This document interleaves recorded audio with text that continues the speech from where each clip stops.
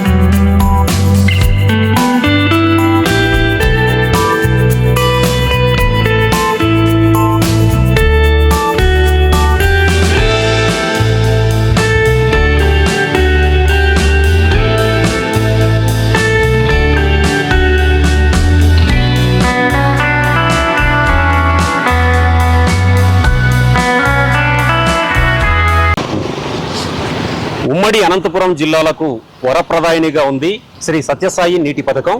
సత్యసాయి నీటి పథకం కార్మికులు ఈరోజు ఆకలి కేకలతో అల్లాడిపోతున్నారు. 6 నెలలుగా వాళ్లకు జీతాలు ఇవ్వకపోవడంతో రాష్ట్ర ప్రభుత్వం చేస్తున్నటువంటి ఈ నిర్లక్ష్యం వల్ల ఈరోజు కార్మికులు అనంతపురం, శ్రీ సత్యసాయి జిల్లాల్లో వందలాది మంది కార్మికులు ఈ కష్టాలను ఎదుర్కొంటున్నారు. ఇందుకు సంబంధించి దాదాపు 15 రోజులుగా వీళ్ళు కొత్త చెరువులోను తర్వాత పుట్టపర్తిలో 2 చోట్ల చాలా ఇబ్బందులు పడుతూ కుటుంబాల్ని పోషించుకుంటూనే వాళ్ళు ఈ కార్యక్రమంలో పాల్గొంటున్నారు, ధర్నా చేస్తున్నారు. తర్వాత సమ్మెకు దిగారు. కడుపు మండి సమ్మెకు దిగినటువంటి కార్మికుల ఆవేదన ఎట్లా ఉంటుందో ఈరోజు మనం ర్యాలీలో చూసాం. మరి ఇంత పరిస్థితులు ఉన్నప్పటికీ కూడా, ఇంత కష్టాన్ని ఎదుర్కొంటున్నప్పటికీ కూడా రాష్ట్ర ప్రభుత్వం చెల్లించకపోవడం నిజంగా శోచనీయం. ఇందుకు సంబంధించి మనకు ఈరోజు సత్యసాయి నీటి పథకం, తాగునీటి పథకం యూనియన్ ప్రతినిధి ఉపేంద్ర గారు ఇప్పుడు మనతో పాటు ఉన్నారు. వారిని అడిగి తెలుసుకుందాం. అన్న, చెప్పండి, ఎందుకు ఈ రాష్ట్ర ప్రభుత్వం ఇంతవరకు నిర్లక్ష్యం వహిస్తుంది? 6 నెలలుగా ఎందుకు శాలరీస్ ఇవ్వడం లేదు? అంతకుముందు కూడా పరిస్థితి ఇట్లా ఉండేదా? ఇప్పుడు ఏమంటున్నారు అసలు మీరు అడిగితే? 2021 సంవత్సరం వరకు 1997లో బాబా ఎప్పుడైతే ప్రభుత్వానికి అంకితం చేసినాడో ఆ రోజు నుంచి 2021 వరకు బడ్జెట్ సకాలంలో అందేది. అక్కడి నుంచి బడ్జెట్ కేటాయించకుండా అరాకొరా బడ్జెట్తోనూ ఒక సమయంలో 2023లో అయితే స్థానిక సంస్థల నుంచి పన్నులు వసూలు చేసుకొని నడపమని చెప్పి ఆదేశాలు ఇచ్చినటువంటి పరిస్థితి. 2023లో ఇదే విధంగా సమ్మెకు దిగితే అప్పుడు రివైజ్ చేసి ఒక 30 కోట్ల అరాకొరా బడ్జెట్ కేటాయించారు. అది ఫిబ్రవరి నెల నాటికే సరిపోయింది. కాబట్టి ఇక్కడ ఫిబ్రవరి నుంచి ఓటాన్ అకౌంట్ బడ్జెట్ 2 సార్లు వచ్చింది. అప్పుడు జగన్మోహన్ రెడ్డి ప్రభుత్వం ఓటాన్ అకౌంట్ బడ్జెట్ పెట్టింది. మొన్న ఒక బడ్జెట్ ప్రవేశపెట్టినటువంటి చంద్రబాబు నాయుడు ప్రభుత్వం కూడా ఈ పథకం గురించి ₹1 కేటాయించలేదు. ఈ పథకానికి కేవలం నిర్వహణ ఖర్చులే, విద్యుత్ బిల్లులు కాకుండా నెలకు 2.5 కోట్ల రూపాయలు అవసరమైతే 1000 గ్రామాలకు స్వచ్ఛమైనటువంటి తాగునీటిని సరఫరా చేసేటువంటి అవకాశం ఉంది. కానీ 2024 జనవరిలో ఒక టీంను పంపించి ఈ టీంలో కేవలం 82 లక్షలతో నడపమని చెప్పి అరాకొర సూచనలతో ఒక నివేదిక ఇచ్చి ఆ నివేదికను పట్టుకొని ఎలాంటి చలనం లేకుండా మూలన వేసినటువంటి పరిస్థితి. అప్పటి నుంచి ఇప్పటి వరకు టెండర్ కానీ ఒక ఆర్థిక సంవత్సరం పూర్తయినా కానీ బడ్జెట్ కేటాయించిన పాపాన ఈ ప్రభుత్వం పోలేదు. ప్రజాప్రతినిధులందరినీ పేరున కలిసాం. అందరూ సమయం పడుతుంది అని చెప్తున్నారు తప్ప ఎవరే కానీ పూర్తిగా జోక్యం చేసుకొని అక్కడ ప్రిన్సిపల్ సెక్రటరీతోనా లేదా ఈఎన్సీతోనా ఎవరితోనా కేటాయించలేదు. ఈ పథకం ఇంకా మన అనంతపురం జిల్లా గురించి చెప్పుకోవాలంటే ఈరోజు ఒక సిగ్గుపడాల్సినటువంటి విషయం అంటే రాష్ట్ర స్థాయిలో ఈ సిఈగా ఉన్నటువంటి హరేరామ్ నాయక్ అని, ఈఎన్సీగా ఉన్నటువంటి సంజీవ్ రెడ్డి అయినా, ప్రిన్సిపల్ సెక్రటరీగా ఉన్నటువంటి శశిభూషణ్ అయినా అందరూ అనంతపురం జిల్లాతో సంబంధం ఉన్న వాళ్ళే. శశిభూషణ్ గారు సుమారు 5 సంవత్సరాలు జిల్లాలో పనిచేశారు. వాళ్ళందరికీ అవగాహన ఉన్నప్పటికీ కూడా ఏ ఒక్కరూ జోక్యం చేసుకోలేదు. ఇక్కడ నుంచి జిల్లా స్థాయి యంత్రాంగం రాష్ట్ర స్థాయికి నివేదికలు పంపారు, కానీ ఎవరు జోక్యం చేసుకోలేదు. ఇక్కడ ఉన్నటువంటి మా పరిస్థితులు చూస్తే, మా కుటుంబాల పరిస్థితి చూస్తే విద్యా సంవత్సరం స్టార్ట్ అయిపోయింది. పిల్లలను సరిగా స్కూల్కి పంపించుకోలేకున్నాం.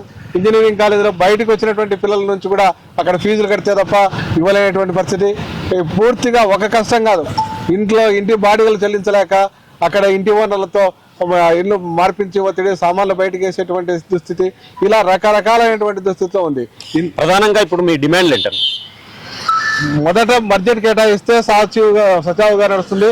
బడ్జెట్ కేటాయించి వీలైనంత త్వరగా 2 వారాల లోపైనా సరే. గత సంవత్సరం సమ్మె చేస్తే 3 వారాల లోపల బకాయి వేతనాలు వచ్చినటువంటి పరిస్థితి. ఈ సంవత్సరం ఇప్పటికి 15వ రోజు దాటిపోతా ఉంది. అయినప్పుడు కూడా ఎక్కడ చల్లం లేదు. కనీసం బీఆర్ఓ రాలేదు, బడ్జెట్ రిలీజ్ ఆర్డర్ రాలేదు. గత సంవత్సరం చేస్తే 2 వారాలకు బడ్జెట్ రిలీజ్ ఆర్డర్ వచ్చింది. తర్వాత తదుపరి 1 వారం లోపల బడ్జెట్ కేటాయించి మాకు జీతాలు కూడా వచ్చేసినాయి. కాబట్టి మొదటగా వెంటనే బడ్జెట్ కేటాయించి చేస్తే ఇక్కడ నుంచి బిల్లులు అప్లోడ్ చేస్తారు, 10 రోజుల్లో ఖచ్చితంగా జీతాలు వస్తాయనేటువంటి ఆశ. కానీ ఒక పేపర్లో కూడా నడచలేదు. నిన్న అనంతపురం జిల్లా కలెక్టర్ గారు డిఆర్ఓతో మీటింగ్ ఏర్పాటు చేశారు. విజయవాడ వరదలు వచ్చినాయి, మీరు సమ్మెను కొంతకాలం వాయిదా వేసుకోండి. విజయవాడ వరద వాళ్ళ ఇబ్బంది వాళ్ళది, మాది ఆకలి ఇబ్బంది, వాళ్ళది వరద ఇబ్బంది. అక్కడ ఎవరికో ఇద్దరికి సహాయం చేస్తున్నామని చెప్పేసి ఇక్కడ ముగ్గురిని ఫస్ట్ పెట్టాలని కూడా న్యాయమా అని అడిగితే ఆ అధికారులు కూడా కరెక్ట్ న్యాయం కాదు, ఒక ప్రయత్నం చేస్తున్నాం, ఒక విన్నపం అనేటువంటిది చెప్పారు. మీరు ధర్మంగా ఈ విధంగా మీరు ఆకలితో చేయాల్సిందని చెప్తే మేము సమ్మె విరమిస్తామని చెప్తే ధర్మం కాదులేని చెప్పేసి వాళ్ళు కూడా ఇక్కడ జిల్లా స్థాయి అధికార యంత్రాంగం కూడా మిన్నకుండిపోయారు. ఇప్పుడు సత్యసాయి తాగునీటి పథకం కార్మికుల సంఘాల ఐక్య వేదిక తరఫున మరో నాయకుడు మాట్లాడడానికి రాము గారు సిద్ధంగా ఉన్నారు. రాము అన్న, చెప్పండి, ముందుగా మీరు ఎంతమంది కార్మికులు ఉన్నారు? అనంతపురం తర్వాత సత్యసాయి జిల్లాలో మొత్తం ఎంతమంది కార్మికులు ఉన్నారు? ఇక్కడ ఉమ్మడి జిల్లాలో వచ్చేసి సత్యసాయి కార్మికులు కూడా 534 మంది కార్మికులు ఉన్నాం. ఇక్కడ ఈ స్కీమ్లో వచ్చేసి 64 పంప్ హౌస్లు ఉన్నాయి, పెద్ద పంప్ హౌస్లు, 4 పెద్ద స్కీములు, సమ్మర్ స్టోరేజ్ ట్యాంకులు ఉన్నాయి. తర్వాత వచ్చేసి 300 చిల్లర వచ్చేసి వైఎస్ఆర్లు ఉన్నాయి. ఈ రకంగా ఇది అతి పెద్ద ప్రాజెక్టు మన అనంతపురం జిల్లాలోనే. మీరన్నట్టుగా సత్యసాయి బాబా గారు వరప్రధానిగా ఈ ప్రాజెక్టు చేసినారు. ఈ ప్రాజెక్టు చూసుకొనే అనేక ప్రాజెక్టులు, ఈ సంస్థను చూసి, ఈ నడవడిక చూసి, ఈ ప్రాజెక్టులో కార్మికులు పనిచేసే విధానాన్ని చూసి అనేక మరి శ్రీరామరెడ్డి అయితేనేమి, అవతల జేసీ నాగిరెడ్డి ప్రాజెక్టు అయితేనేమి, ఇంకా మిగతా ప్రాజెక్టు కూడా ఇవన్నీ స్థాపించడం జరిగింది. కాబట్టి ఇంత పెద్ద ప్రాజెక్టుకి ప్రభుత్వం నిధులు విడుదల చేయకపోవడం అనేది చాలా దుర్మార్గమైన చర్య. ఒకటి మేము చెప్తా ఉన్నాం ఈ సందర్భంగా, ఎప్పుడైనా సరే మేము జీతాలు రావాలన్నా, స్కీముకు బడ్జెట్ రావాలన్నా ప్రతిరోజు ఇదే పరిస్థితి అయిపోతుంది. స్కీమ్కు బడ్జెట్ రావాలంటే సమ్మె కానీ ధర్నా కానీ చేయాలా, లేదా వర్కర్స్కి జీతాలు రావాలంటే సమ్మె కానీ ధర్నా కానీ చేయాలా. ప్రతి 6 నెలలకు ఒకసారి పరిస్థితి ఈ రకం కొనసాగుతుంది. మేము పిల్లల్ని చదివించుకునే పిల్లల్ని మరి మా స్కూల్ మానిపించేసి మరి బేలాల పనికి పంపిస్తా ఉన్నాం. మా పరిస్థితి, మాతో పాటు పక్కన కూలి పని చేసుకునే వాళ్ళు డైలీ వాళ్ళు పనికి పోతున్నారు కాబట్టి వాళ్ళ పిల్లలు చదువుకుంటా ఉన్నారు. మేము దీని మీద ఆధారపడినాం. కానీ ఈ సంస్థలో ఆధారపడి దీని మీద బతుకుతా ఉంటే మా పిల్లలు మాత్రం స్కూళ్ళు మానిపించేసి ఇక్కడ వచ్చేసి కూలి పని చేసుకునే పరిస్థితి మేము వచ్చింది. కాబట్టి ఇప్పుడైనా సరే గవర్నమెంట్ దీని వెంటనే స్పందించాలా. వాళ్ళు చెప్పే ఇప్పుడు 2 రోజులు అన్న మేము ఒకటే చెప్తాం, 4 నెలల నుంచి వాళ్ళకు వినతి పత్రాలు ఇస్తా ఉన్నాం. ప్రతి అధికారిని కలిసినాం, ప్రజాప్రతినిధులను కలిసినాం, సీఎంని కలిసినాం, తర్వాత వచ్చేసి లోకేష్ని కలిసినాం, అందరినీ కలిసినాం. వాగ్దానాలు చేసేది కాదు, వాగ్దానాలు చేస్తే దాన్ని నిలబెట్టుకునే స్తోమతుంటేనే వాగ్దానాలు చేయాలా, లేకపోతే చేయకూడదని మేము ఈ సందర్భంగా చెప్తా ఉన్నాం. ముఖ్యంగా ఇప్పుడు స్కిల్డ్ లేబర్స్, నాన్ స్కిల్డ్ కార్మికులు ఉన్నారు కదా, అవును. వాళ్ళకి ఎంత శాలరీస్ ఇస్తున్నారు? ఎప్పటి నుంచి మీకు ఈ ప్రాబ్లం ఉంది? గత 6 నెలల నుంచి ప్రాబ్లం ఉంది. స్కిల్డ్ వర్కర్స్ వచ్చి 350 మంది ఉన్నారు. సెమీ స్కిల్డ్, అన్స్కిల్డ్ వర్కర్స్ వచ్చేసి మిగతా వర్కర్లు అంటే 200 చిల్లర వర్కర్లు ఇక్కడ పనిచేస్తున్నాం. అతిపెద్ద ప్రాజెక్ట్ ఇది. మేము ఒకటే చెప్తాన్నామన్నా, మన టీవీ తరఫున వాళ్ళకి ఒకటి ఇంటిమేషన్ ఏమైస్తుందా అంటే, ఈ సత్యసాయి స్కీము భగవాన్ సత్యసాయి బాబా గారు వాళ్ళ సొంత ఖర్చులతో ప్రాజెక్టు స్థాపించినాడు. దాన్ని స్థాపించి జాతికి అంకితం చేసి దీన్ని మరి ఎవరికి వర్కర్స్ కు జీతాలు ఇచ్చి మోటార్లు ఏమన్నా కాలిపోతే దాన్ని రెడీ చేసుకొని నడపండి అంటే దాన్ని నడిపే కూడా మన చేత కాక దౌర్భాగ్య స్థితిలో మనం ఉంటే ఎక్కడో ఏమని చెప్పాలి మనం? అది మా బాధ. మేము ఈరోజు జీతాల కోసం ఖాళీ సమ్మె చేస్తానండి. ఈ స్కీమ్ కు నిధులు రావాలి. ఈ స్కీము బాబా గారు పెట్టిన స్కీము, ఆయన పేరు నిలబడాలి. జిల్లాలో ప్రపంచ నలుమూలల నుంచి సాయిబాబా గారు చేసిన సేవకు వాళ్ళందరూ కూడా వచ్చి ఇక్కడ పుట్టపర్తిలో వచ్చేసి బాబా గారు మంచి సేవ చేస్తున్నారు, ప్రజలకు సేవ చేస్తున్నారు అని చెప్పేసి చెప్పారు. కానీ ఇక్కడ ఉన్న ప్రతినిధులు మాత్రం ప్రతిరోజు పోయి అక్కడ సమాజం ముక్కుతున్నారు, కానీ వర్గాల క్షేమం చూడరు. ఆయన చేసిన మరి సంక్షేమ పథకం ఏదైతే ఉందో ఈ జిల్లాలో మరి సత్యసాయి స్కీమ్ కాపాడని ఏ ఒక్కరికి కూడా లేదని, ఈ ప్రభుత్వం అయితే ముందు ప్రభుత్వం ఏ ప్రభుత్వం అయినా ప్రభుత్వాలు మారుతున్నాయి, కానీ మా బతుకులు అయితే మారలేదని ఈ సందర్భంగా మీకు చెప్తా ఉన్నాను. ఇది సత్యసాయి తాగునీటి పథకం కార్మిక సంఘాల నాయకుల ఆవేదన. నిజానికి ఇది సత్యసాయి సెంట్రల్ బోర్డు ట్రస్ట్ ఆధ్వర్యంలో ఉండింటే మాకు ఈ సమస్యలు వచ్చేవి కాదు. దీన్ని ప్రభుత్వం ఎప్పుడైతే టేక్ ఓవర్ చేసుకుందో ప్రభుత్వాల నిర్లక్ష్యం వల్ల మా కుటుంబాలకు ఈ దుస్థితి వాటిల్లిందని చెప్పి వాళ్ళు చెప్తున్నారు. అంతేకాకుండా అనంతపురం సత్యసాయి జిల్లాలో వందలాది కుటుంబాల ఆకలి తీర్చేటటువంటి లేదా కుటుంబాలని సంరక్షించేటటువంటి పథకం ఈ తాగునీటి పథకం. ఈ పథకానికి సంబంధించి నిధులు విడుదల చేయకపోవడం వల్ల మేము విధి లేని పరిస్థితుల్లో గత్యంతరం లేకనే ఈ సమ్మెలోకి వచ్చామని చెప్పి వాళ్ళు చెప్తున్నారు. వెంటనే ఖచ్చితంగా రాష్ట్ర స్థాయి అధికారులు, ప్రభుత్వ పెద్దలు తప్పకుండా ఈ వీరి కష్ట నష్టాలన్నీ కూడా ఒకసారి కూలంకషంగా వాళ్ళతో చర్చించి తప్పకుండా నిధులు విడుదల చేయాల్సినటువంటి అవసరం ఎంతైనా ఉంది. కెమెరామెన్ షాకీర్తో ఉద్దండం చంద్రశేఖర్, వెన్నెల న్యూస్ టీవీ, కొత్త చెరువు, శ్రీ సత్యసాయి జిల్లా.